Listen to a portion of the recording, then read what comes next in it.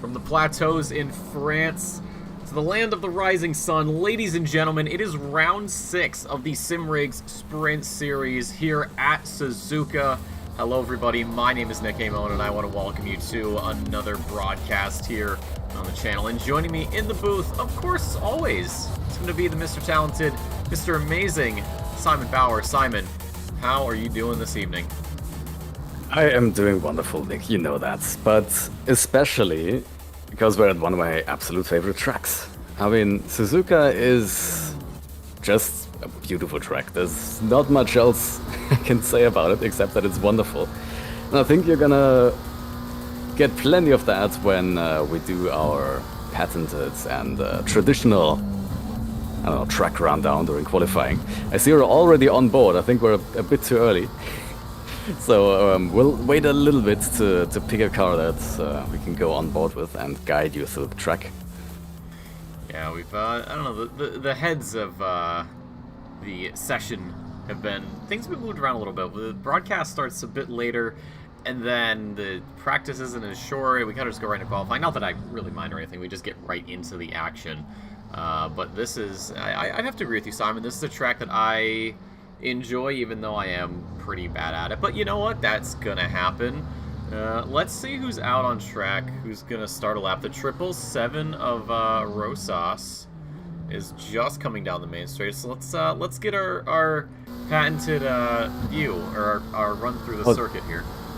So I've got to be quick. I wanted to talk a little bit about turn 1, because turn 1 is beautiful. You look at that, you dab the brakes, you downshift one gear, and then just carry so much speed through there.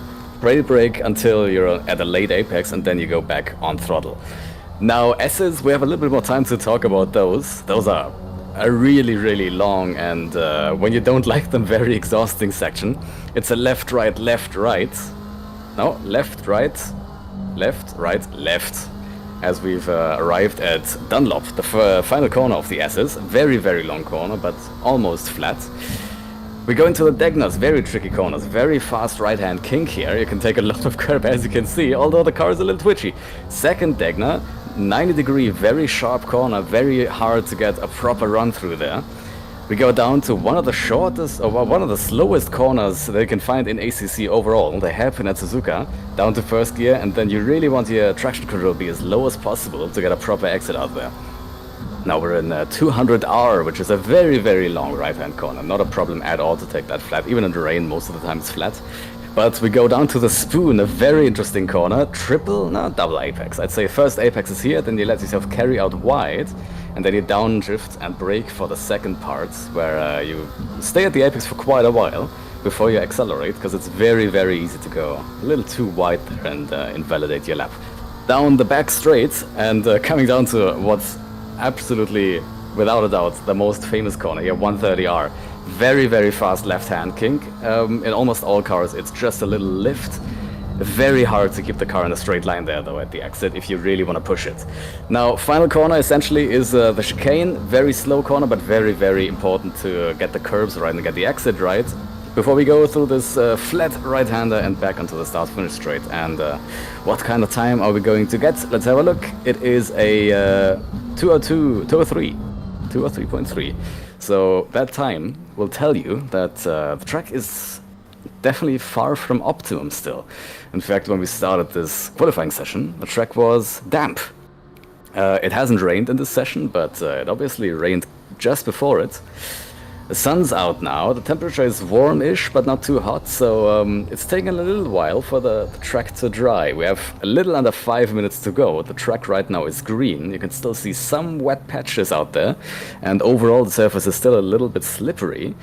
But I'd say probably for the final, or the two final laps, we're gonna get a properly optimum track, which, and I've said it probably in almost every race this season so far, but more so than in all the other races probably this time, it's very important to be out there as late as you possibly can. Because the track, if it's gonna get optimum, it's only gonna reach that stage at the very, very end of the qualifying. If it doesn't even reach an optimum condition, then it's still gonna be the fastest at the end of the qualifying as the cars go around and clear the rain off and the sun dries a little bit of the moisture. But, well, 4 minutes to go. Still a green track. We'll see where this develops. Well, we'll let these drivers get some of their final laps in. Last week, though, we did miss it, and I do apologize. If you don't know, someone in the world near my house decided to go one-on-one with a phone pole, telephone pole, electrical pole, whatever, lost. They're alive, don't worry, but they lost, and we had our power knocked out, and it came on about what I think would be about halfway through the race. At Paul Ricard. So we'll go over the results of that really quick. Julian took home top marks. I believe last time out was Pro-Am. So if that is the case, then he has been promoted up to Pro off of that. He does hold pole position right now at 201.74 for him. Then it was Sutter and Abelstead who made it onto the podium. And if we do go off of the classifications prior to that race again, unless they changed, it would have been the first time we have had no pro drivers on the top three steps, but of course things seem to have changed. So for the pros, let's look at that. Partez currently about half a second behind, finished on top of that. Then it was Cuthbert and Asmar. Asmar was the only driver who had a qualifying time earlier on, but obviously things have changed in the silver category. Just Abelson and Dorn, only two of them showed up, and they've both showed up here, but they have a little bit more company with Cairns Saling, and then a new driver in the number 15 BMW. That is George Malley from the UK. So we'll see what he can pull out of his hat. I believe he is on track. Oh, another Scott. My apologies. I have to make sure I specify that. I don't want to upset them. I know it's like over there. Anywho, in the Pro-Ams, Julian, of course, winning the race, will take first place in Pro-Am. Sutter, second place overall, second place in Pro-Am. And then it was Naderpel, the Dutchman, getting onto the podium. And then for the amateurs, Rosas, Baron, and Rochfeld. The Rosas is here, Rochfeld's here.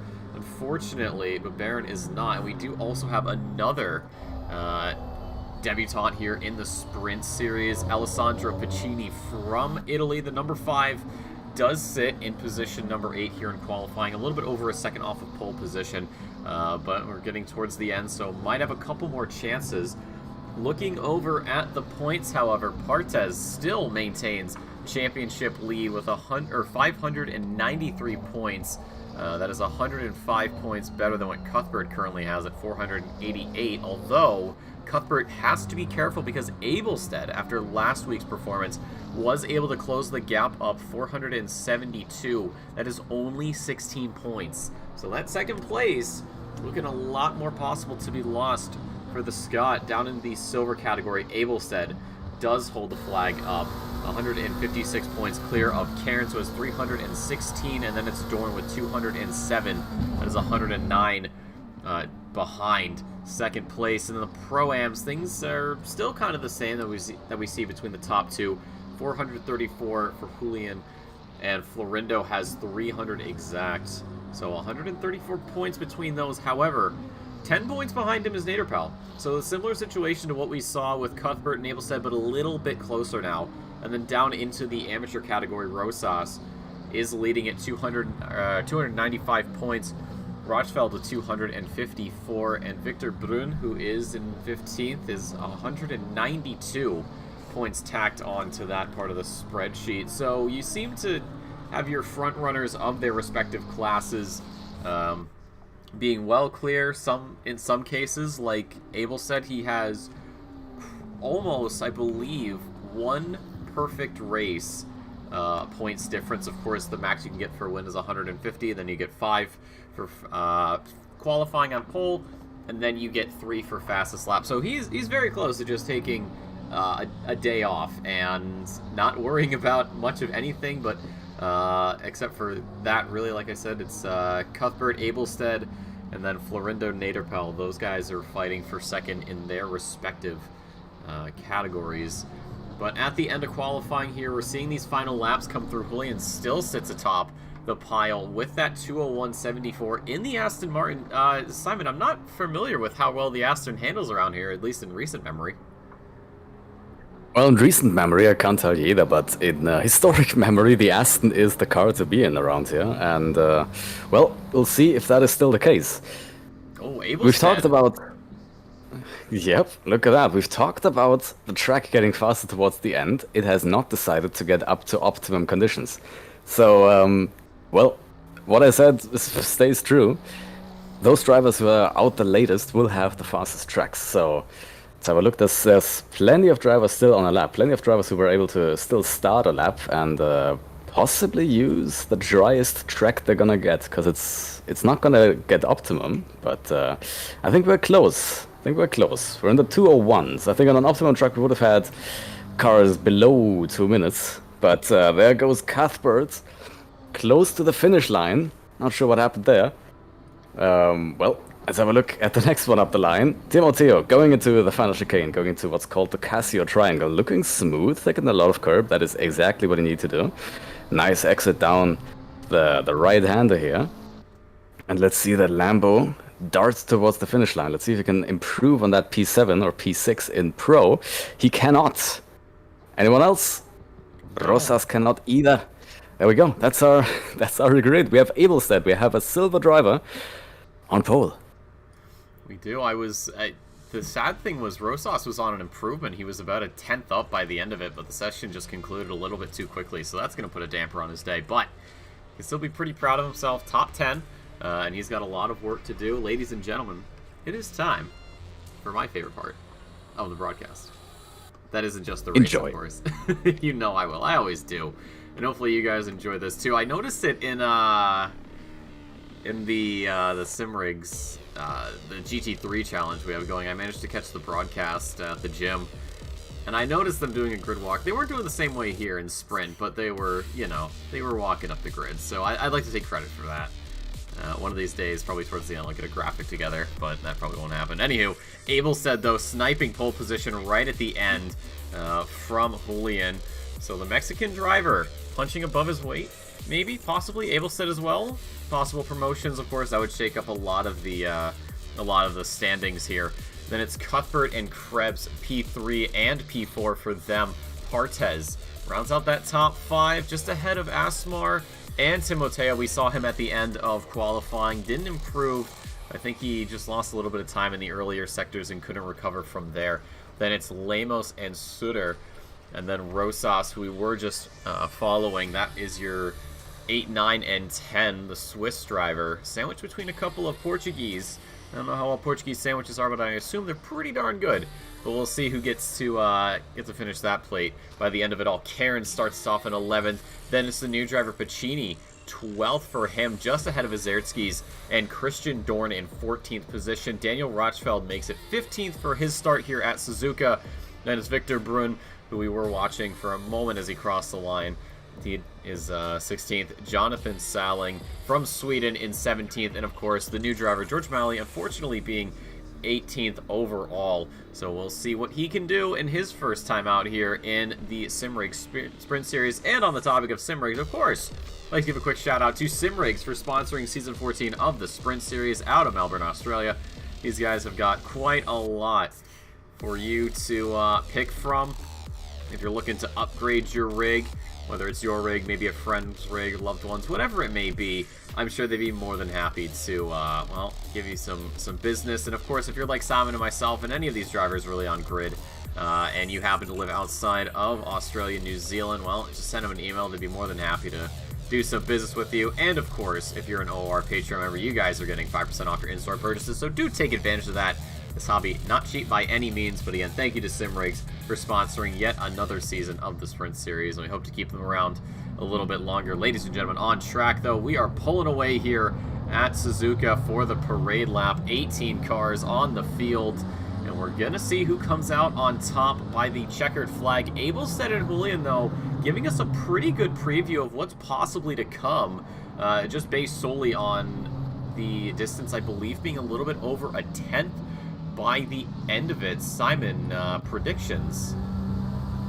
Predictions? Well, I'm gonna start off mean, and I'm gonna have to say Azerskis is probably not gonna take the win because he has forgotten to press drive, apparently, and he's now going to have to start from the pit lane, which will make the cars behind him a little more happy.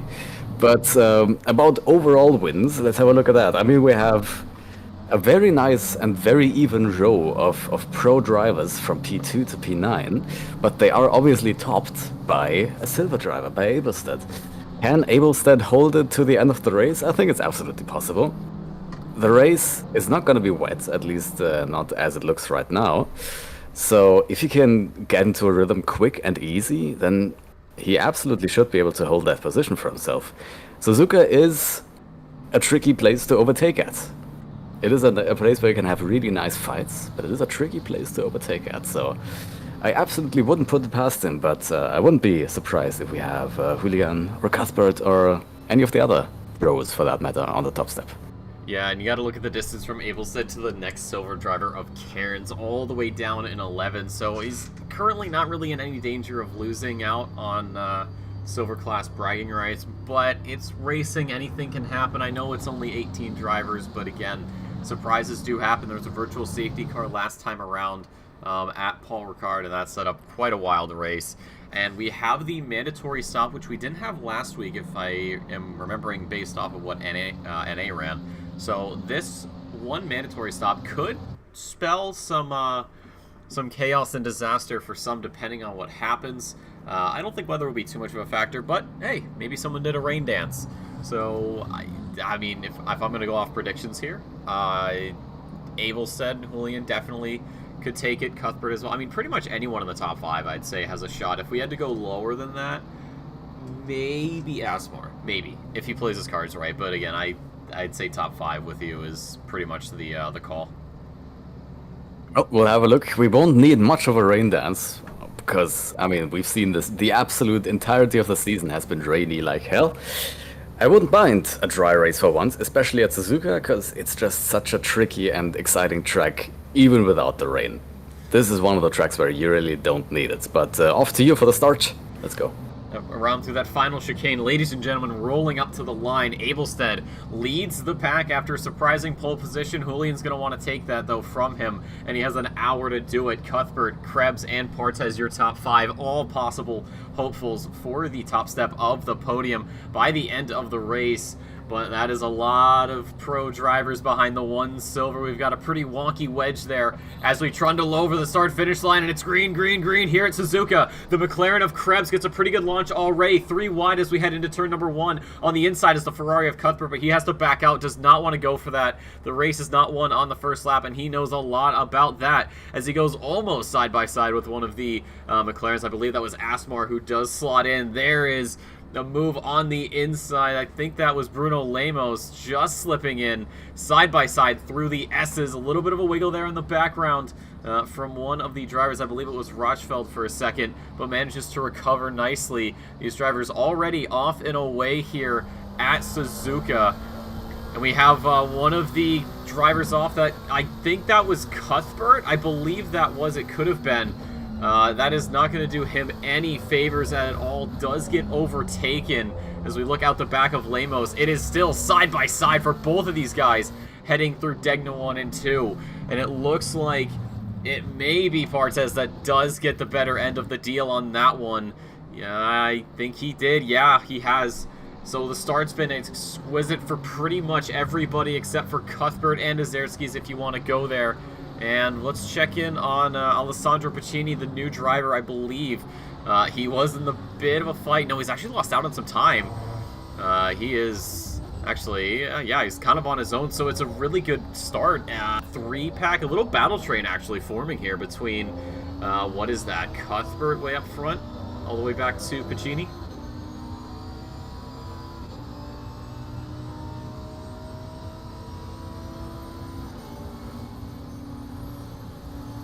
I'm sorry, you caught me at a beautiful time because I was getting something to drink.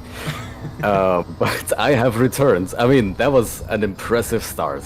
It's not easy to get a start that clean at Suzuka. The first corner offers a lot of opportunity to crash into the back of your rival as you try to go a little too hard into that first part of the first corner. And then obviously the S's left, right, exactly the same thing. But speaking about the first corner, let's see. The inside is very, very powerful here, but it is possible to get around the outside. And we might be looking at it from Pacini, but no, he pulls out. He is going the safe way into the second part of the first corner. Now, the S's, when you're already behind each other, it is going to be an absolute train. There's no way to overtake in the S's. But if you are going side by side into the S's, then you're in for an absolute adventure. Trying not to take yourself and each other out, and also trying to, well, maximize every advantage you have in the corners that turn your way instead of the opposite or the opponent driver's way. But we have survived the S's as well. We're going to do the Degnas, which for the most part are also pretty much a train. This is where things get interesting. This is where we go into the hairpin. You have that little right-hand kink before the hairpin, which can make a send very tricky, especially if the car ahead does not expect the send and does what they usually do and turn in. So the hairpin is something to really keep our eyes on for potential overtakes and also potential incidents. These drivers have had plenty of time to figure each other out, see how everyone drives, and we're seeing that just now as Ateo runs a little bit wide there on the gravel.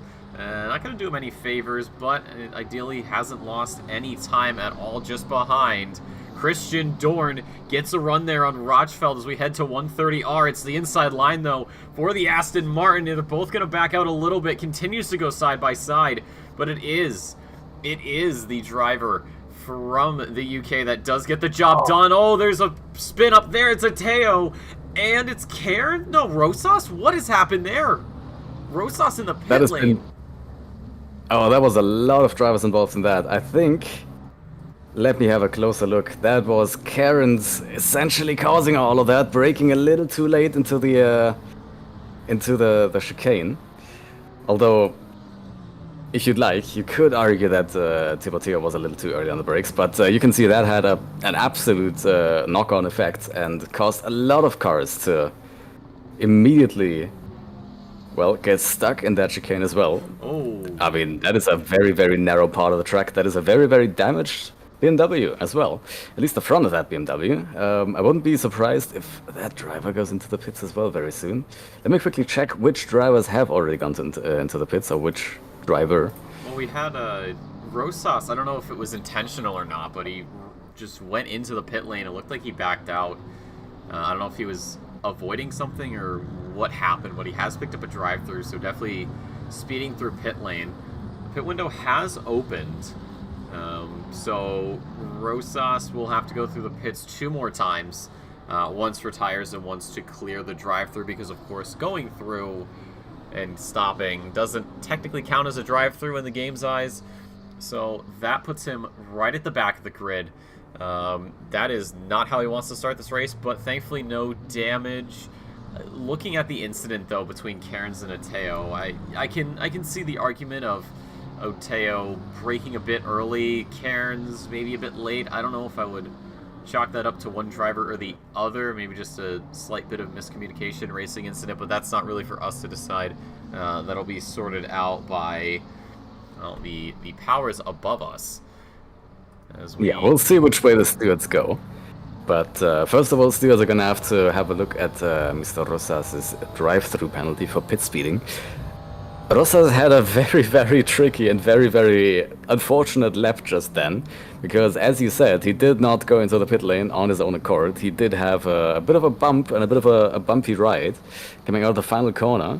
Caught a little bit too much of that inside grass bit on the exit of the chicane, and basically bounced his way into the pit lane, which is not the first time I've seen that. That is something that can happen, and it is something that did happen. But on top of that, he did also apparently not get his pit speed limiter engaged right away, so he was just sneaking a little bit above those 50 kilometers an hour you're allowed to have, which, well, is not a perfect start to the race. And you know that logo you just showed me? Yep. When we're going around your beautiful grid walk, I was thinking, look at those massive Ferrari logos and those McLarens. They're not fooling anybody, no. But I don't think the intent was to fool, because that is far from a Ferrari logo. That is a beautiful little, well, self-made, Ferrari-inspired, but very interesting logo. It almost, I feel like I've seen it before. I can't really recall where, but I don't know, it just looks very, very familiar. I don't know. I've seen it. I know I've seen it, or maybe I haven't. I've seen something similar. Either way, yeah, no one's being fooled. It's a very British-looking Ferrari, which is probably going to get the wrath of Mr. Enzo to come down from the heavens and end my existence. Anywho, Asmar on the inside at 130R makes contact there. Partez tried to go around the outside. That was not going to work. Not at that point, thankfully. Both of these drivers able to get away unscathed. Oh, Asmar, I think he just got a little bit sideways. I mean, we are in Japan. You might as well do a little drifting. Absolutely, and I think I've talked quite a bit about a lot of the corners where going side by side is tricky and where fighting with another car is dangerous, but somehow I haven't been able to mention 130R, which, I mean, obviously is the biggest of those corners where it is tricky to go side by side in. I mean, it is an almost flat corner where you just go a tiny little bit off throttle and then try to hit the entry point or the turn-in point millisecond perfect. However, doing that with another car right beside you, which you haven't been practicing, that is where things get tricky. That is very much a one-line corner. That is the king of the one-line corners, and going through that corner with another car beside you and not crashing is basically a victory of its own. And that is a very solid Tokyo drift there from Cuthbert. Well, there you go, he heard us. I mean, these cars don't have as much downforce as, say, another world-famous set of motor vehicles, and I'm sure we can all think of a certain moment in time at 130R, but these are not the cars nor the drivers. Not to disrespect our lovely drivers, of course, but yeah, it's, I mean, side by side through 130R, it's not going to happen. And if it does, you might be the luckiest person to ever exist. I don't know who you are, but if you ever want to go to the casino, let me know. I'd absolutely love to have you. Definitely not going to use your luck.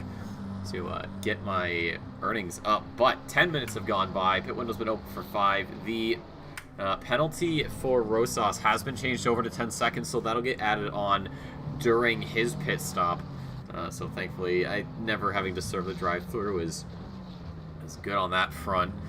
And we do have a lot of just, standard lap after lap, nothing really too chaotic going on. Really just Asmar and Partez right now as we head down the front straight. I believe Partez might have gotten a slightly better exit out of the corner. He has. You can see how much speed he's carrying in the slipstream. Pulls out into turn number 1.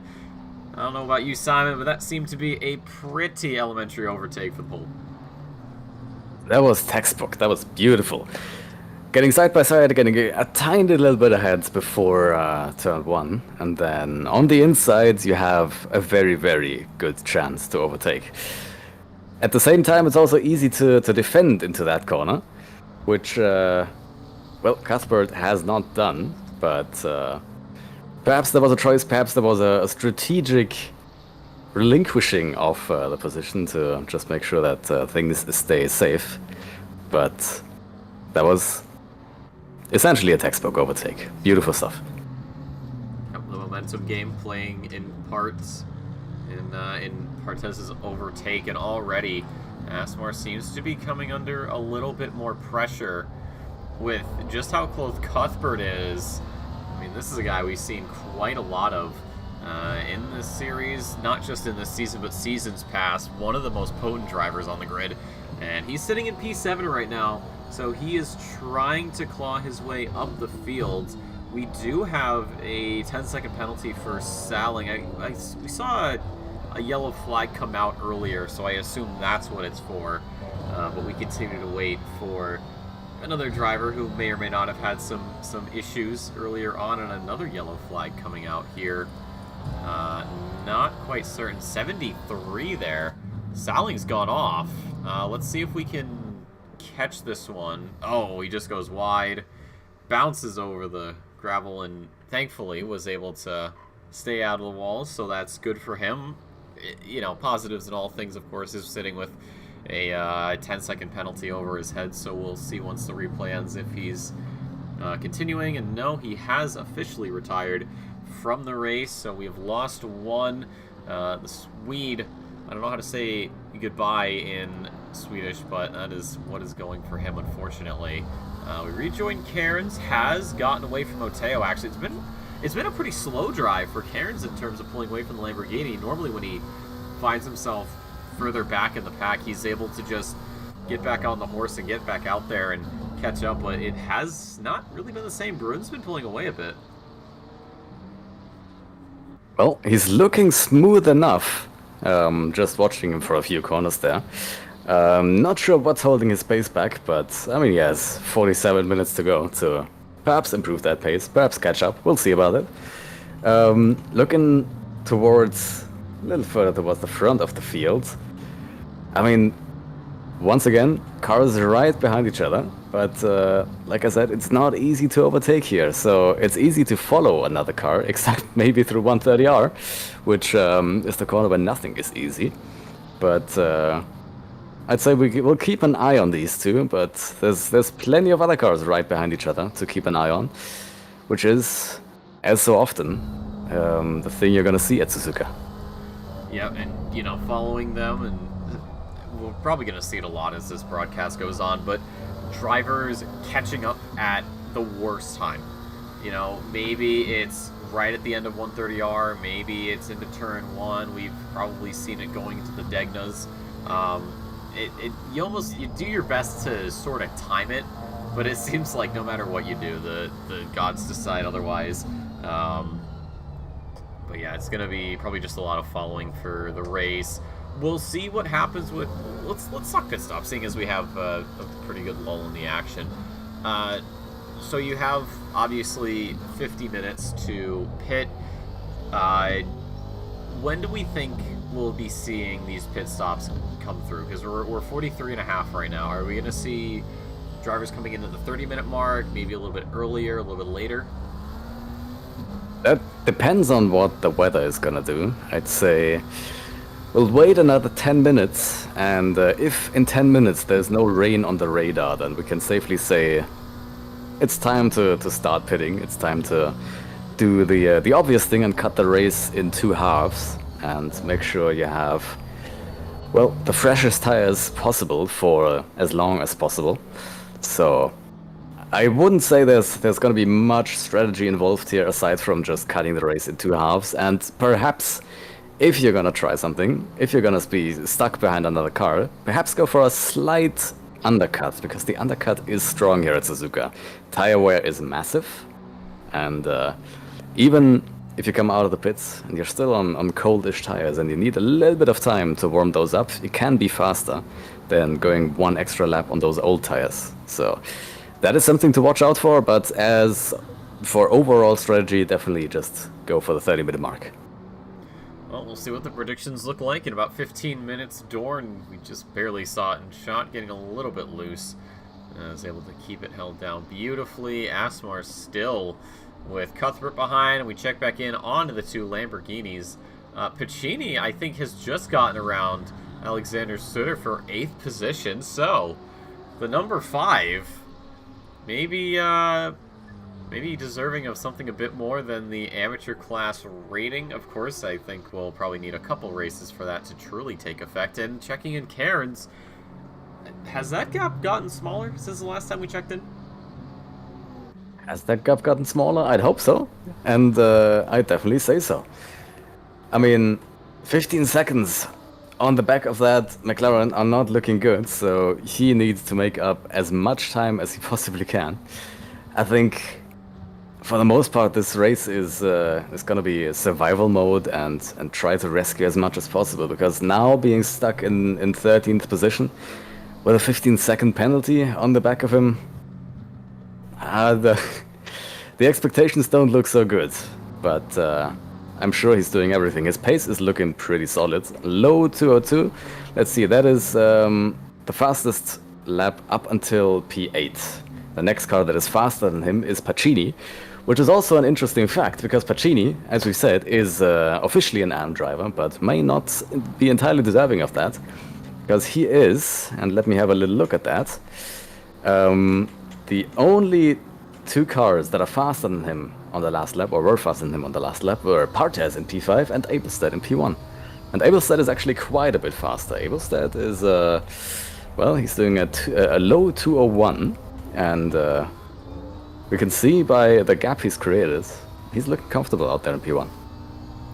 Yeah, 5.2 seconds, so that, I think he snatched pole by about a 10th, and while we haven't really had as much time as you'd expect if you were able to continuously gap by a 10th to really hit that 5-second mark. So that just goes to show Abelstedt not only comfortable with the circuit, comfortable with himself and the car, but maybe the Mercedes is possibly, I don't want to say dethroning the Aston, but could be a threat. Maybe if we do a little bit of field operations, we'll be able to figure that out. But for right now, it is the 34 on top in the silver class.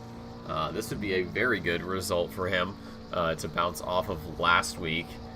Maybe making a run at things. Don't know. But everything can change. And well, we're just about halfway. Is Zerdskis. There we go. A little bit more drifting action right before the back straight. That is sort of the last place you want to have an error at. We can see drifting quite a bit, and you've picked the right car to go on board with as well, because we can see a little bit of drifting from Julian as well. Suzuka has a relatively low grip surface, so it is easy to kick the rear end of your car out, especially in those medium speed acceleration zones. So right here at the exit of the S's, and especially at the exit of the Spoon as well. So Julian looking a little bit scruffy, as we can see a little bit of a slide there again, and especially with a hell of a slide through the second Degner here. I'm wondering what that is doing to his rear tires. I mean, he is being followed very, very closely by Lemos, so I could imagine that he's already taken a little bit too much out of his tires. His fastest lap so far has been a 2:0.9. His last lap was a 2:02.3, so 1.4 seconds down, a little bit more than 1.4 seconds down on his fastest lap so far. Only 20 minutes in, that's a little bit much to be losing that quickly into the race. Yeah, it's not looking good for him. We've had another penalty come through for Asmar. That was a collision on lap 4. No word as to why. Or no, Rosas had the drive-through, so that's his. Then Cairns, of course, 15 for the contact. But yeah, I think those back tires are being chewed up with all that drifting, like you said, Simon. This circuit very heavy on the tire wear. We go side by side here, down towards 130R. Cuthbert, smart choice, backs out of it. Doesn't want anything to do with that. And that goes to my point earlier of catching up at the worst possible time. And well, thankfully it was the foresight there to get out of there instead of, going head down full on. Victor Bruin with a couple of guys behind him. It's Cairns and Oteo. Both of them seem to be quite a lot quicker than the BMW. 2:04 was the last lap for the Dane compared to double 2:02s for Cairns and Oteo. Although it is Oteo that does have a tenth of a second, and Cairns comes in just about 20 minutes into this race, so he's going to be sitting at the very least 30 seconds plus 15 because of the penalty. So we'll probably have him come out towards the back, but he is looking to go long on this stint. Is this the mother of all undercuts for the number 22, or maybe is this a little short-sighted at the moment? Lemos exit from Degna 2, dives to the outside around the hairpin and doesn't get it done. Anyways, back on the point though. Cairns with the undercut of all undercuts? I would have to say, for an undercut to qualify as an undercut, you'd have to have a target to try to undercut. I think Cairns is just doing the reasonable thing of any driver that is stuck in the rear midfield and is able to, be faster than the cars around him. Pit early, try to come out in a little bit of a pocket of clean air, and then just make sure you get into the zone once you're by yourself and just make up time. Just hot lap, get the quickest lap times you possibly can, and then by the time the other drivers have pitted, you want to be in front of as many as you possibly can. Which, yeah, by definition is probably a bit of an undercut, but it is more so an undercut on half the field than, just an undercut on one driver.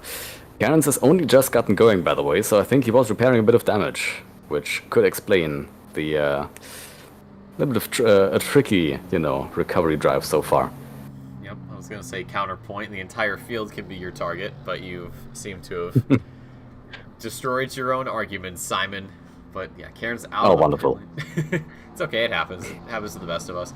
I mean, it's not been destroyed, it's been contextualized, is what I'd say. It's been owned by facts and logic. Anyways, Lemos, P3 at the moment through the S's, and actually coming out of it just now, still behind Julian. Last lap for the Portuguese driver, just under 2/10 faster. So Julian still with those back tires, drifting them through the second Degna. You can see the skid marks coming off, and Lemos catches up, has to lift a little bit. He's going to try a slightly different line through the hairpin. Is not going to work in his favor as much, but still very much on the tail of the 88 right now. As we head down to Spoon, and this will open us into the faster half of the circuit. Of course, this amazing circuit is basically characterized by a twisty technical first half and a very flat-out second half, and that is what we are going to be seeing here with the McLaren, which I believe top end wise a little bit better than the Aston Martin, but the Aston Martin pretty much a better car overall. Julian, very defensive line as we head to 130R, and actually has used a little bit extra momentum, and they both pull over at the same time. And through 130R, slight lift. Lemos coming towards the triangle chicane, brakes a little bit early, definitely brakes at roughly the same time. They're just gonna completely hop over the curves there. And whoa, little bit of wheel spin there for Lemos. Very, very early on the throttle, a little too aggressive, and that's going to lose him some time. What Lemos has to do to try to get past Julian is do the exact opposite of what you've been saying so far.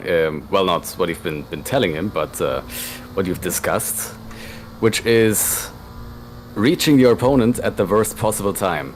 Right now, by the way, we can see what I've been talking about. It's very easy to defend the inside into turn 1, but it's also easy to kind of hold it around the outside because you have no car on the outside of you to worry about. Oh, but Asmar does try to hold it around the outside, while, well, we do have a little bit of an argy-bargy exit of turn 1 there. One car trying to, well, get the exits they would be able to get without another car there, but the other car was there. So both cars back on the road. Nothing too bad has happened so far. But, well, just under halfway into the race, and things are still as spicy as they probably were at the start. Yeah, a little bit of wasabi for your race, and Asmar's feeling the heat right now. So are his tires. He's just drifting all over the place. I don't think any of the contact has been affecting the car's drive at all. It was just a little bit of a love tap. Of course, Pacini, a very ambitious dive on the inside. Those brakes, that bull was digging its hooves in and was thankfully able to avoid contact. That would have been messy. And I'm talking about the soccer player. And as we head up to the spoon once more, Alessandro Pacini, I have been very impressed so far, even though the progress has been slowed. And okay, that's a new line. Even though the progress has been slowed a bit slow to build rather, he's been doing very well for himself. I feel like the amateur class rating was just sort of a, temporary thing. So we'll see if maybe by the time we get to the next race at Valencia or maybe even Mount Panorama after that, if there'll be a promotion. Victor Bruns in the pit lane for his hopefully first and only stop. Asmar and Rosas still with those penalties, and both of those guys staying out on track, or at the very least Asmar staying on the track. We'll see if Rosas does. He's just coming down the back straight right now. The little move there from Cuthbert, I mean, around the outside through turn 1, I mean, that's already difficult on its own to do, and I think it would have been perfect if, of course, there wasn't that little nudge. But I mean, you gotta give the man props. That is not easy to do. Absolutely. I mean, around the outside around turn 1 is sort of a two-edged sword, because for one, it is a very long right-hand corner where the inside car is always gonna have a huge advantage line-wise. You do also have an advantage on the outside though, which is not having a car on your outside to worry about. Like I said, the best possible entry into turn 1 is just briefly dabbing the brakes, and then that was a very, very close moment. Mali trying to get... Oh no, Pacini! Oh, that's not gonna go over at all. Let's see if we What happened there? Was that contact? He did so well to avoid the contact by braking right into the middle of the corner, but there we go. That is hard to judge. I mean, that is both of them not giving the other a lot of space, which is not exactly what you want to do when you're dealing with a car that is about to be lapped. But Mali, well, parks it in the hairpin, returns to the garage, and looks like he has decided to hang up the towel. Yeah, it was... But, go right ahead. I was about to say, Mali was letting some back markers through, so that was going to cause him a bit of an issue. He was very, very, just very liberal with the coasting, and that ended up happening. It was sort of lucky that Rochefort made it through. Pacini get caught up in that, but he's thankfully not losing too much time. Overall, doesn't have to lose, or doesn't have to repair the car at all. Cuthbert's in the pit lane. Still seeing Mali in the box as well, but again, that might be a race retirement moment. Fabian Krebs, we just saw him. He's been trying to pull away from Partez just up ahead. That's Zerski's. So he's dealing with that. Pacini's in the pit lane.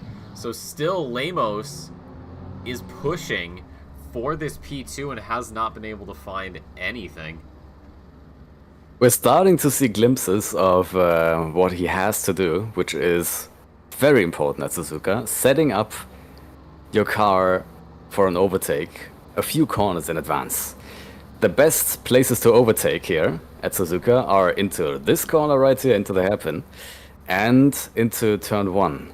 But you're only ever gonna do that if you're in the perfect position just before that. You need a few corners earlier to decide to back off just a tiny little bit, keep your distance, and make sure you have a clean track just in front of you. This might be it. This is Julian going wide, but no, it has not been it. But this is gonna be exactly where I can explain to you what I'm trying to talk about. Now Lemos, he's not super close going down the back straight, which is probably a good thing. He is probably also a little bit too far away though. You want to be a little closer than this, but not quite on the back bumper of your opponent as you go through 130R, because you need to set yourself up for being close to the back of the car ahead in the chicane. The only way you're gonna do that is, well, not quite by pitting, but also possibly a smart strategy, trying to go for the undercut. Actually, I've been wondering why he hasn't been doing that earlier, because, like I said, the undercut is so powerful here, the track is so hard on tires, and especially Julian has been a little bit too hard on his tires, so I think this might be what can earn Lemos the place, the position. But let's go back to what I was talking about, which we also have a perfect example for. Now Oteo, very, very close to the back of Dorn, coming out of the chicane, which you're only ever going to be able to do if you get a really good run through 130R. Once you do that, then on the start-finish straight, you have the opportunity to go side by side and to absolutely throw your wire on the outside of turn 1. That is exactly what I was talking about. Dorn on the inside had to be careful not to be too optimistic into turn 1. He could not carry that much speed because he had to be careful of the car on the outside. Obviously, the car ahead did not have that same problem. He had no one on his outside. He could absolutely throw his car into that turn 1, the first part of that turn 1, and just, well, hope he could make the corner. If he doesn't make the corner, there's a huge runoff zone on the exit. So, in the spirit of trying to explain something and then being cut off by something else exciting that is happening that needs explaining, I'm gonna throw it back to you, Nick. Well, I kind of lost the whole conversation. That was a great move. Oh, Sooter's off in the wall at turn 1. Let's see if we can. Oh, this is not gonna be good. So that's George Malley ahead. I don't. Oh my God! Wow. That. All right. Well, that's a wedge for you. That's not what you want to do coming out of the pits, especially if you're George Malley. I mean, you've already had that, and there's the retirement. Julian, that's a very interesting line into the pit lane. Ooh, and that might have been a little bit too quick into the pit lane. Krebs and Partez follow in, but a little bit slower. Geez, everything's happened. Everything's been happening. Izertsky's punting. One of our newer drivers, not the introduction you want to the OOR, but that's how it's going to be. Your top 5 have come into the pit lane, and out of them, Asmar is going to be the one sitting there the longest because he has 10 seconds of penalties that he has to serve in this pit stop. And then that'll just leave Oteo, Dorn, and Rosas, who have yet to pit. So everybody, barring 2 retirements, of course, have pitted. And as I say that, there goes Rosas. So Abelstead will retake the lead here at Suzuka. So he'll just come on through, do his thing, and well, pick up some free positions without really trying. So that does leave the German pairing of Oteo and Dorn still out there. So I think, Simon, you were basically right. About halfway, split the race in 2, and just go A big thing to talk about and to look at is that, well, exactly as predicted, Lemos has made it past Julian through that undercut. The undercut is so incredibly powerful here, and we just saw that in action. Beautiful. That's true, and I don't think Julian was fast into the pit. I guess he got it slowed down enough, although certain things have happened. But yeah, I think that was a very good call by Lemos. You saw with Julian, I mean, he saw the Portuguese driver come in. He knew that he was going to have to push as hard as he could on this on that last lap, so that way he could possibly come out ahead, but it was just a little bit too much for him to overcome. So he sits 5th position right now, and behind him is Krebs. In the 27, just behind that is Partez. Rosas is in the pit lane, so that is the the pit stop being served along with the penalty. He's on his way out right now, so he'll be 13th at the moment. We'll see if he drops any lower as he comes out. I don't think so.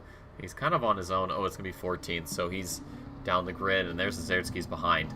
So that does leave the top two that have to pit. And right now we have gone through 130R. We just saw Brun there peeking his head over the frame just to say hello for a split second. So Timoteo sticks to the inside, goes in. Does Dorn do the same? No, Dorn does not. He is going to push as hard as he can on this lap. If this becomes an in-lap, then he is going to be pushing for every second he can to try and deny Oteo the pleasure of an undercut.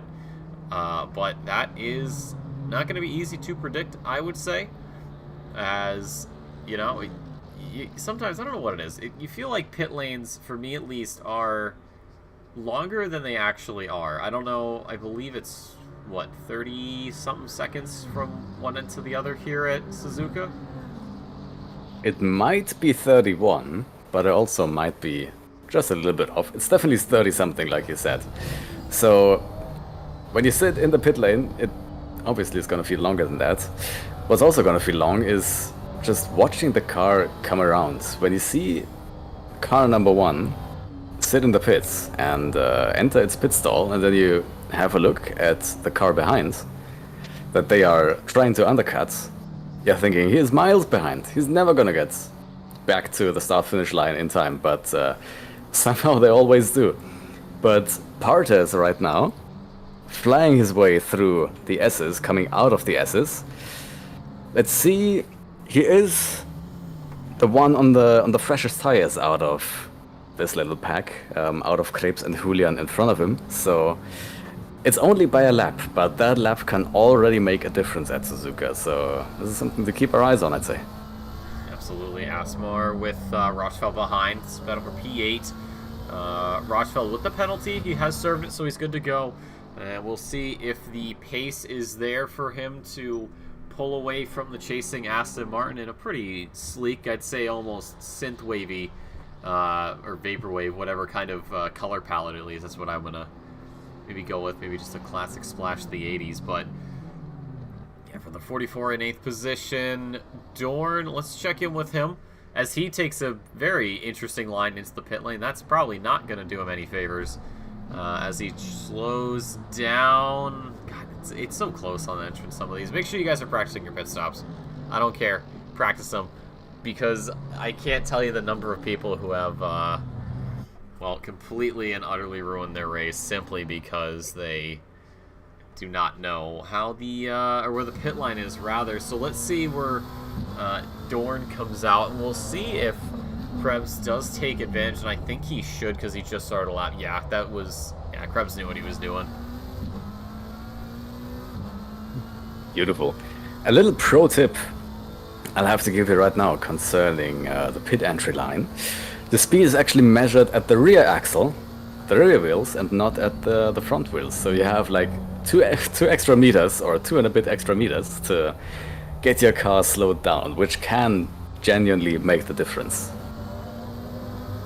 I genuinely did not know that. I didn't realize that it was done from the rear axle. I just assumed the second the car was over, I thought maybe Kunos had some weird, extremely precise method, but to say rear axle, that makes sense. So probably all of my woes about pit lane speeding penalties are basically pointless. I think it's a little bit optimistic to call Kunos' method extremely accurate, but there's been plenty of, or I've seen plenty of incidents, let's say, where people have absolutely barreled their way into the pits right above the speed you should be sticking to, and they didn't get a penalty, which is why I honestly can't tell you if we still do it, but when I was still on the student team in OOR, we were checking the pit entries manually because, well, the human eye, at least in ACC, is still a little bit more accurate than the machine eye.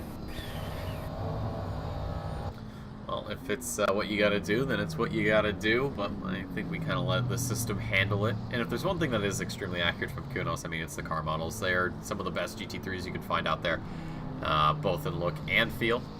But yeah, I don't know. The pit line is always a bit wonky for me, but that's just at least my my experience here at Suzuka and many other circuits like it. Partez still breathing down the neck of Krebs, though, for 4th place right now. He is getting the speed. I thought for a moment he was going to try to weasel his way through into turn 1 and maybe just muscle it out as we head to the S's, but, well, clearly has thought better of himself and wants to live to fight another day. He knows the pace is there. He knows he can get around Krebs. It's just a case of actually doing it, although his lap time was a 100th of a second slower compared to Krebs, and a little just fun thing to note, Julian's last lap was a 201.92.7, Krebs was a 201.93.5, and then Partez a 201.94.5. So, yeah, these 4 guys are close, but right now it is Julian that's winning out because that little bit of extra speed is what's giving him a chance to pull away, and that gap has actually opened up a fair bit to the 2 behind. And of course, he's going to be banking on both of these guys fighting for a while. If they do that, then hey, that's going to be pretty much a free 3rd place as Partez runs it on the grass and is able to safely rejoin. A bit of a wider line there, but I don't think he's going to really gain any time. So for the time being, Krebs is okay. He's not going to be worrying all too much. Maybe checking the mirror 1 less time than he did prior. Krebs is doing exactly what he needs to do. He's being consistent, he's being clean, he's being smooth, and he's defending the corners that he needs to be defending, which is for the most part turn 1. And well, he hasn't had to defend the hairpin yet, but if he does that, then he's definitely doing everything right. Right now, we definitely want to see him defending the insides, as that is exactly what he does, but Partez is still having a hell of a run, going side by side into turn 1. Partez a tiny bit ahead. Partez, yep, braking late. Krebs is trying to hang it on the inside there, trying to force Partez to, well, concede his line, but that was, hard fought. That was Krebs trying just barely to hang on around the outside of the first corner in the S's, but that battle went Partez's way, and that was essentially decided on the exit of the chicane. Beautiful run down the straight from Partez. Might even have a little bit more top speed, might even be running a little bit less downforce, I'd say, than Krebs, but hard to say. That was, I mean, I didn't even expect that move into turn 1, and the fact that, you know, Partez wasn't, you know, staggering at all, wasn't taken aback, he just raced like he normally had to, and was rewarded with 4th position. And in Krebs, it was like almost a last-ditch dive to try and save it, but realized the extent of such a possible move and did back out, and I think he almost lost it through the following corner. Kept it pinned though. So for Partez, clean air up to Julian. Lap time a little bit slower because of the slight bit of battling, but with open track ahead, he can just work on knocking the laps out, and Julian's coming up to some lap traffic. I believe that's Brun just ahead of him in the BMW. Yes, it is. So between Brun and Lemos, or sorry, between Lemos and Julian is this man right here. So, you know, if he's going to let him through, obviously on the straight would be the easiest, and a couple behind. But for Victor Brun, he's just out there doing his thing, and Lemos hasn't really anything to worry about.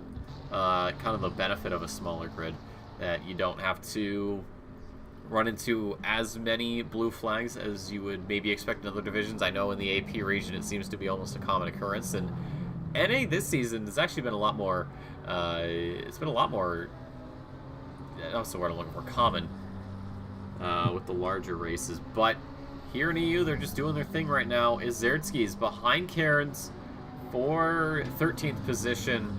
Lap time. Ooh, Izertsky's lap was 2 seconds slower. I'm wondering if he had a bit of an off, and we've just lost someone else. I didn't see who that was.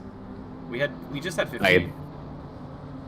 Yep, I did not either, but we are in fact down to 14 cars, so it's a race of attrition and not exactly due to, well, due to incidents happening, but more due to drivers just disconnecting and disappearing. Oh, I know who it is. Down the field. It was Dorn. Tell me. It was Tell Dorn. us. Oh, okay. Because I saw Partez, and normally there was going to be a German flag below his, but that is a certified 09 moment from the German driver. Not what he wants, but that is how his race is going to go. And, well, for Partez, for him, that's good news because Cuthbert is a long way back, 13 seconds, just about. So that is not really much of a threat. We're just under 15 minutes to go here at Suzuka.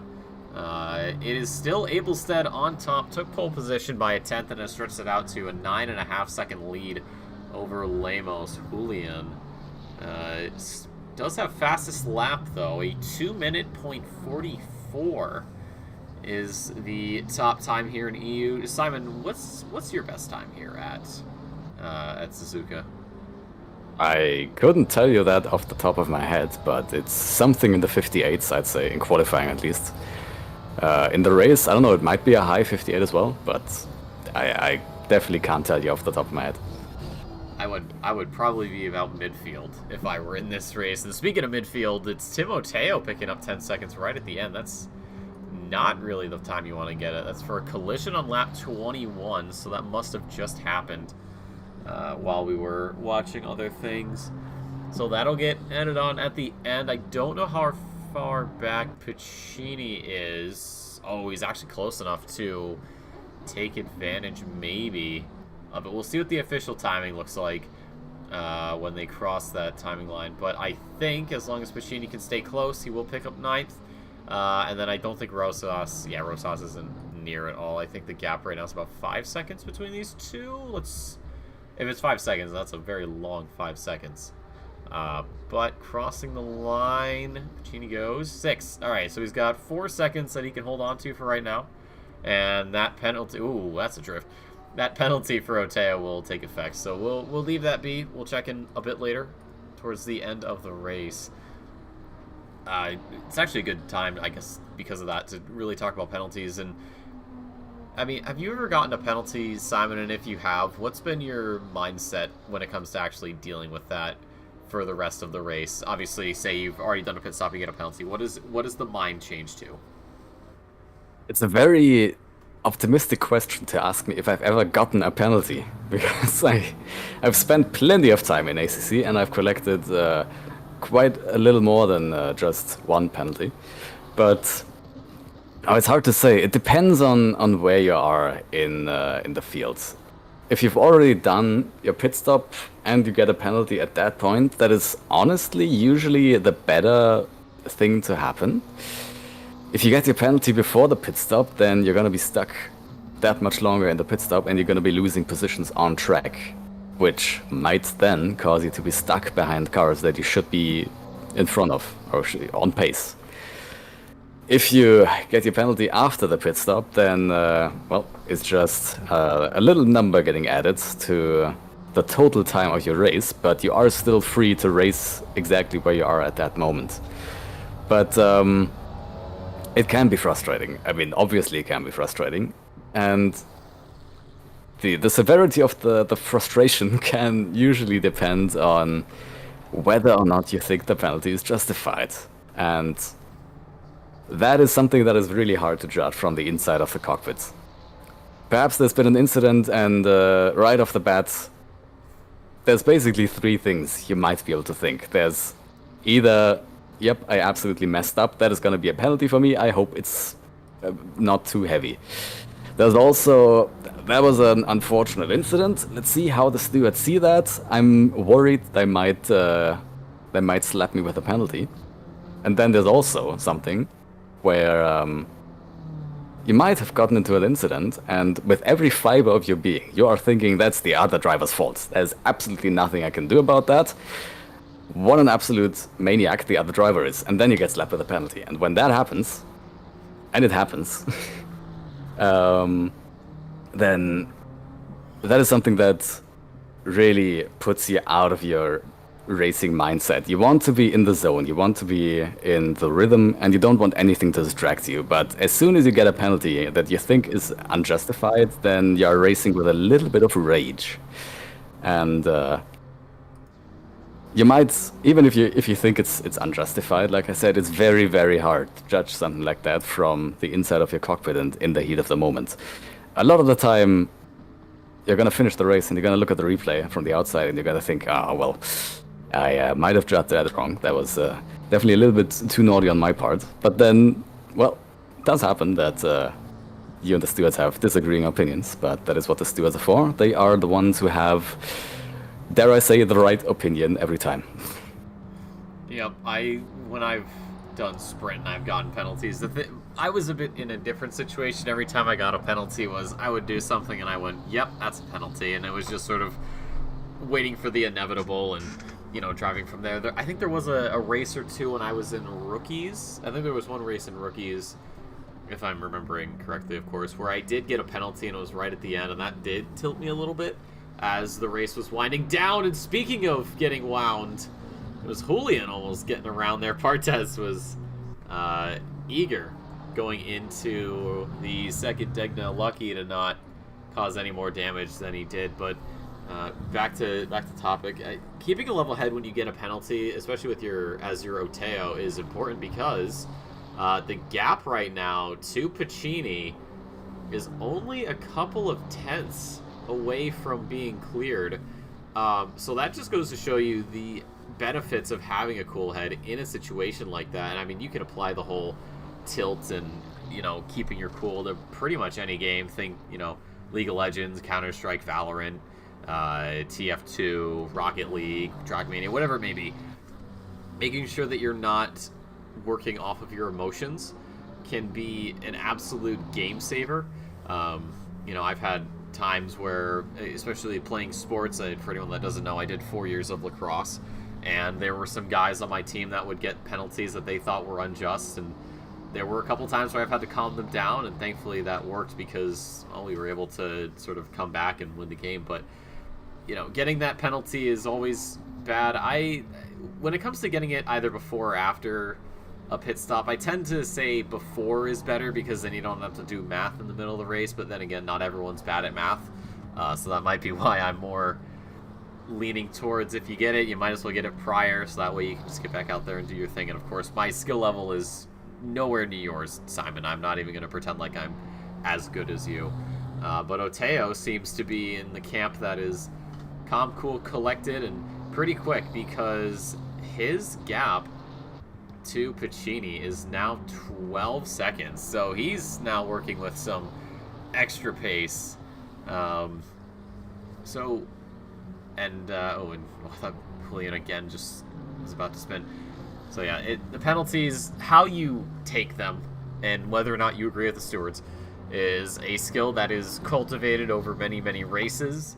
And it's also a good thing to kind of point out that in the OOR we do have a restriction on when you can actually submit an appeal for a penalty. I don't remember what it is. I want to say it's 3 hours after the race, or 2 hours, something like that. But drivers are not able to, actually put in that appeal right away. We give you a chance to kind of step away, calm down, and then, like Simon, you said, you can maybe look at it from another angle and go, okay, maybe I don't need to get in the steward's inbox. Well, yeah, it's definitely a few hours where you need to wait until the stewards will even hear your complaints. And if you have waited those hours and you're still thinking, I need to appeal that thing, then, well, you definitely need to be very, very sure that the stewards have done something wrong to barge into their inbox. Yep. But it happens. It happens plenty of times. Yeah, it does. I think we've had in the past, I don't know if it was necessarily with NA or EU, but I believe in AP there have been a couple of penalties that were overturned, and I believe there might have been one or even two this season that have had similar overturns. But yeah, for the most part, when when drivers get penalties, they get it, they deal with it, they finish the race, good job, pat on the back, all that fun stuff. and carrying on. And Partez, after his touch with the 88, has hopefully not caught anything. Oh, that's a very... Okay, he had a lot of speed out of there. So, Julian maybe is starting to lose some ground. I don't want to say it's because of the F word, fuel. Oops, I just said it, my bad. But if it is, that's not what you want to do. We have seen... We saw it last week at Paul Ricard in NA. I think we had a couple drivers run out. So fuel calculation, very crucial. There is a certain app for it that helps you calculate your fuel. If you're like me and you don't know. But I don't think so. I don't know. Julian, I don't know, maybe a little bit of fatigue?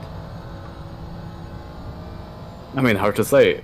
Suzuka is a tough track in terms of fatigue. It is, strangely enough, one of those tracks that feels longer than it is. Or not necessarily the track itself. It's more so that driving here for an hour feels longer than it should. Usually these long tracks, like Suzuka, like, I don't know, Kota, like especially Spa, obviously. Obviously, in an hour, you're doing a lot less laps here than you might do at, for example, Laguna Seca, which is the shortest track in ACC. So, doing so many fewer laps over the course of a stint will put you in that mindset that you haven't been driving that long. On the other hand, Laguna Seca, driving there for an hour is extremely exhausting. Not just because it's such a short track, but also because it's such a twisty track where you don't really get much of a respite, much of a time to relax. And that is exactly what makes Suzuka so exhausting. It is a long track. The laps feel long here. In an hour, if you're a fast driver, you're gonna be doing 29 laps, I'd say. Maybe 30, if you really nail it. But that's gonna be 29 or 30 laps with no real time to relax. You have two short-ish straights here, the start-finish straight and the one that comes right before 130R. But in both of those occasions, especially at 130R, you don't really have time to relax on the straights. You have more time to prepare yourself for the existential horror that is gonna be 130R. And it's gonna be similar on the start-finish straight, because Turn 1 is not nearly as dangerous as 130R, because you have a lot more runoff, and the corner itself is a lot slower. But it's still an incredibly technical corner that you have to get absolutely right, and you spend more time on those straights preparing yourselves for, well, getting the corner right, instead of relaxing and recovering from the last corner. So it is a constant barrage of having to be absolutely perfect, having to have perfect control of your car, being super technical, and in that regard, it's definitely one of the most technical tracks, I'd say, in ACC. I have to agree with that. But we're getting towards the end of the race, and I think Abelstead might be able to let off a little bit. He has, what is this, like a 9-second gap just about from Lemos, and he crossed the line. If he's running this 2:02, there were 2 minutes and 4 seconds left, so it is possible that the Swede just lifts off a little bit, loses some time. I know, such a terrible thing. We'll have to see what the 34 decides, if he wants to do another lap or if he wants to just cut it off. I know, I'll be honest, if I was in his position and I was leading a race, and I mean, not that I have, but well, probably yes, AC or no. Anyways, you know, if I were him, I'd say, you know what, I've got a pretty significant gap to the guy behind, and I crossed the line, and my lap was only 2 seconds faster than what's on the clock, so I might as well just take it easy, and then you know, get to the checkered flag. But of course, if you're someone like Partez, you're gonna want another lap. He's been close, but the last time he was close enough for a move was actually right here, and he spun Julian a bit. Both drivers able to recover, and you know, no harm, no foul, it seems. But you know, well, backing off, especially if you're in the lead, backing off late in the race to perhaps play it safe can absolutely be a terrible thing, and not just for your own ego of trying to get, even at the end of the race, the fastest lap times possible. It's something I preach all the time, as we see, man, second time we've seen this situation with Julian getting bumped just a tiny bit to the back by Partes. I've noticed Julian being slow on entries and focusing on the exits, and that is something Partes has to try to exploit. Right now it doesn't seem like he's exploiting it, it's more something that's putting him off and causing him to bump into the back of Julian. But back to the topic. Final lap has just started. You don't want to back off on that final lap. You want to do exactly what you've been doing for the last hour, which in case of Abelstead has been just absolutely clinical perfect driving. Because you've been able to drive perfectly for 30 laps. Just do the same thing that you've always been doing for the 31st lap. If you try to do something different on the 31st lap, even if you think let's be safe and let's back off a little bit, you are still driving differently than you have been for the last 31 laps. That is going to take you out of your rhythm, and that is going to be a style of driving that you're going to have to adapt to, and that you're not going to be as prepared for as just continuing the way you have been going. So ironically, backing off at the very end of a race to stay safe is often what can yield disaster. Yep, and right now Rochefeld with the run there on Sutter into turn number 1. Is going to run wide, is going to be drifting it there into turn 1, is able to keep the Aston Martin from spinning out anymore. Good little bit of correction there.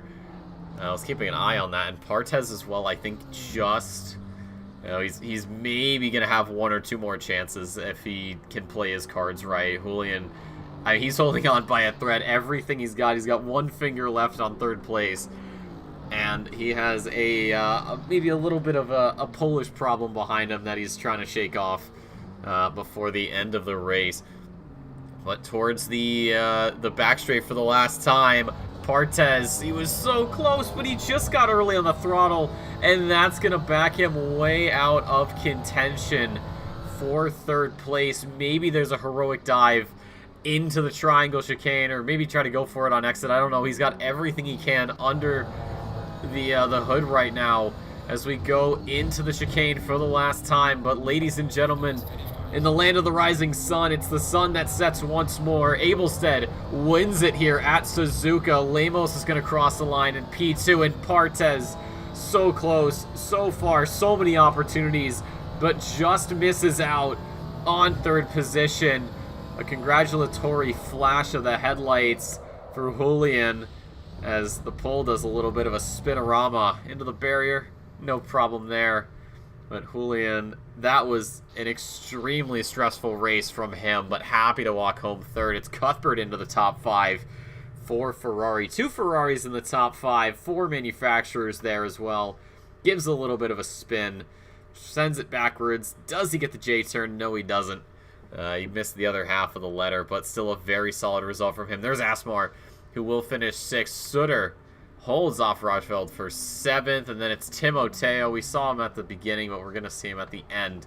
His penalty is nullified because he has 16 seconds to this man right here, Alessandro Piccini, a new driver in the OOR. I thought for a moment he was going to be able to actually overcome that deficit and pick it up, but that is not going to be the case. He'll be settling for 9th, and then we have Rosas, Cairns and Azerskis. Brun's gone back to the pit lane. I'm not certain what happened there, but that is going to do it here at Suzuka. And of course, the way this great game works, we're going to be chilling, waiting for Victor to cross the finish line, which I don't think will be all too possible, but a very good race overall for the drivers that made it through. 18 to start, and I believe someone left after they finished, so it should be 14 by the time we're done. But Simon, that's it for us here at Suzuka. Smaller grid, but we had some pretty good battles there, I'd say, throughout. I'd say absolutely clinical drive from Abelstead. That was beautiful to watch.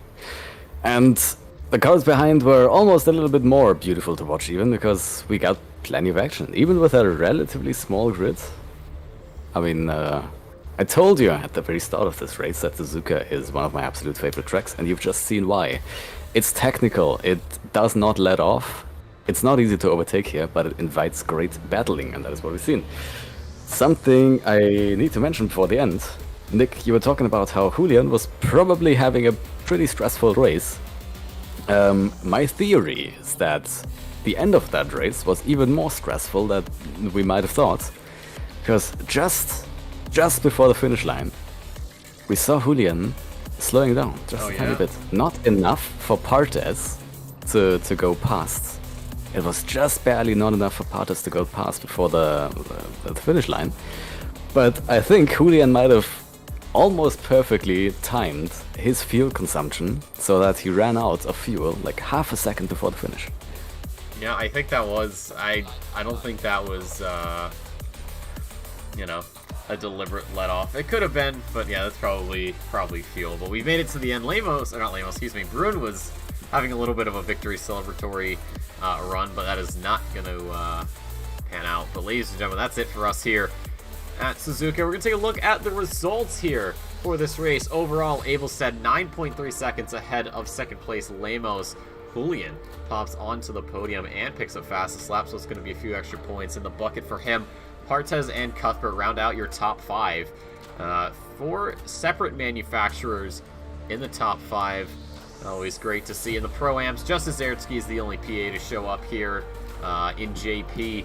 In the amateur class, Rochfeld gets bragging rights on that front. It's Pacini, the new driver, doing well for himself, wasn't able to take advantage of the penalty applied to Oteo, but at the very least, you get second in your class on your first outing, but we'll see if maybe there's something more in store for him the next time around. Rosas is third, and Brun is fourth. He finishes a couple laps down, but still qualifies in fourth overall. And then for the silvers, Abelstead, of course, your race winner. Then it's Cairns Dorn. We saw the unfortunate retirement earlier on after a very hard-fought battle. Molly, another debutant here in the Sprint Series, and another retirement as well. And then we lost Saling very early on, not the race that he wanted. But these guys are going to have some time to recover because we're not here next week. We'll be in Valencia in 2 weeks' time. And I don't know if we'll have a broadcast because I will be over in Germany. And if we are going to have a broadcast, it might be Simon, it might be someone else. We'll let you guys know. But let's just pretend that there is going to be a race next week. How are we feeling about Valencia? I am probably the worst possible person to ask about that because I've never driven there. Usually, and it's a bit sad, but usually in ACC I only drive the tracks that I have to because I race at them with my team. So I've never actually raced at Kota and I've never actually raced at Valencia. So those 2 tracks are 2 tracks that I cannot tell you a lot about. But from the looks of Valencia, it looks pretty exciting. It looks similar-ish to Misano, which is, I'd say, an underdriven and underappreciated track. It looks technical, it looks fun. Valencia looks like a fun city, even though in ACC we don't really care much about that, but I would say I'm looking forward to it, for sure. Yep, and I was just reading the EU Blue chat. Abelstead apparently having a fever and still winning the race, so hopefully he's going to hop in a bed now, take a break, and come back stronger. But that is gonna do it. And of course, a quick shout out to Simrigs right here at the end for sponsoring season 14 of the Sprint Series out of Melbourne, Australia. Everything you're looking to upgrade your rig, covering Australia and New Zealand without much question. But outside of that, you're gonna have to send them an email, but I'm sure they'd be more than happy to take some of your hard-earned dollar bucks and convert those into sim racing equipment. And if you happen to be an OR Patreon member, we're all gonna get 5% off if we have that. Sim racing equipment not cheap, of course, as we all know, so please do take advantage of that. But again, thank you to Simrigs for sponsoring another season of the Sprint Series. Hope to keep them around in the seasons to come. But that is going to do it for us here tonight. Like I said, off next week. Might be back with a broadcast, depending on if we can get some people together for that, as I will not be here for that. And I will also make sure to let NA know, because I'm probably going to forget. But speaking of NA, I'll be back in about 5 or so hours for the North American broadcast here at Suzuka. If you're going to be awake, definitely catch that. But on behalf of myself, Simon Bauer, and everybody here at the OOR, I'd like to thank you so much for stopping by. I hope you enjoyed your stay. And as always, ladies and gentlemen, stay safe, stay beautiful, and we'll see you next time.